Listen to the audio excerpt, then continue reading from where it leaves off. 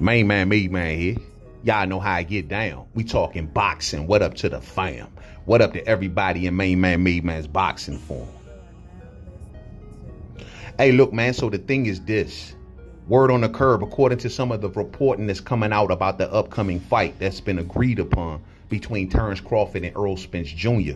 going down July 29th, T-Mobile Arena, Las Vegas, fight fans. It turns out there's some reporting coming out about the details about the upcoming fight.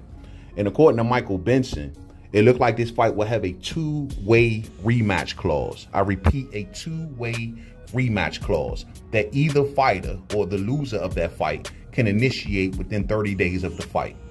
So this is good, fight fans, because when you have a two-way rematch clause, that means that either fighter can initiate a rematch clause. Now, and a lot of times in today's boxing, we always hear about a rematch clause, but in a lot of cases, there's only one fighter, normally the A-side fighter, that normally gets that rematch clause. You feel me? So it's good to know that both men, they approach this thing in an even fashion to a certain degree and say, yo, both of us gonna get a rematch clause. And then it also has been reported that both fighters will earn a guarantee of $10 million, fight fans. How phenomenal is that? First off, hats off to both fighters for securing such a great guarantee of $10 million.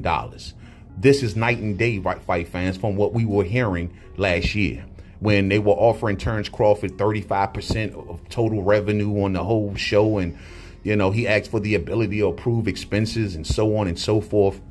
Well, this is night and day. And it's good that Terence Crawford walked away from that particular situation, walked into a fight with David Amanisian for $10 million, did not lock himself into no deals that would have allowed him to stay on that network, which was BLK Prime, was able to walk off that network. And now by holding out, doing good business, he's now getting the highest guarantee of his career, even much more higher than the $3 million guarantee than he was receiving with Bob Arum and Top Rank. That's nothing but good news. Once again, both fighters who names hold tremendous weight in today's boxing. They've built their names up to what it is, fight fans, and they both deserve to partake in this moment. And they both deserve to be respected financially.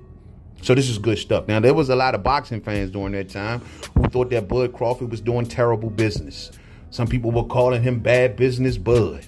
You know, just because he walked away from the table, because he held out, because he didn't take the crackhead deal, fight fans. And by him holding out, he's now coming off more than we ever would have imagined. Because if anyone would have asked me, hey, how much money guaranteed should these fighters should have gotten, I would have probably parked somewhere in the neighborhood of about $5 million a piece. This is great, man. And to know that, you know, Errol Spence didn't develop an ego here. And he didn't try to be super duper A-side and do all of the stupid politics, fight fans.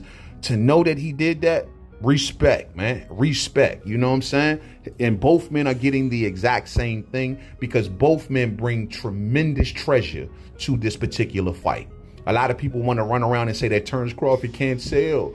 Oh, no one knows him, which is a bold-faced lie, fight fans. And I just recently shared on my community page a piece of an article which Terence Crawford, when he fought Jose Benavidez back in 2018, that was the highest viewed boxing match that year. The only other event that pretty much surpassed it was a Conor McGregor event that did 2.4 million views. However, Terence Crawford and Jose Benavidez did 2.7 million. And it was #1 of 2018, fight fans. But people say, who is he? And also keep in mind, fight fans, that fight was shown on ESPN+.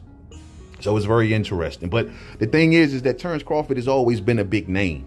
And it's good that he had to stand fast through all of the public outcries and all of the shaming of his name and the dragging his name through the mud. People talking about he couldn't sell and no one knows him and he don't know how to do business and all of this stupid stuff that came out about Terence Crawford, only to see him get the exact same deal for the most part that Errol Spence Jr. has. And Errol was supposed to be the A-side.